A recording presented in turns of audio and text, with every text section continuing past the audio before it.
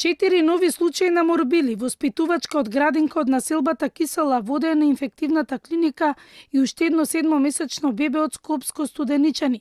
Двајца други со полесни симптоми се пуштени на домашно лекување. Од петокот до денеска вкупно 14 луѓе се со морбили. Доктор Жарко Караджовски од Институтот за јавно здравје апелира дека и повеќе од еден месец од стартот на епидемијата во Скопје, кај ниту еден нема пријавено компликација од примање на вакцината против морбили. Народе, вакцинирајте ги своите деца и тие лица кои што не се вакцинирани, а подлежат на вакцинација.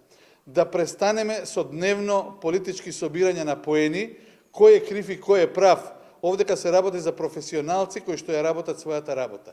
Ве молам да истраеме во вакцинацијата заради тоа што единствен начин да се запре епидемијата што поголем број на вакцинирани лица. Досега сме вакцинирани 4350 лица. Загрижувачки за епидемиолозите е што 80% не се вакцинирани. Останатите не знаат дали се вакцинирани и апелираат оние кои не се сигурни да го проверат својот вакцинален статус. Се работи воглавном за невакцинирани лица или лица што примиле само една доза. Вирусот на морбили, како и секој друг вирус, нема да мутира, ама ќе му се зголеми вируленцијата.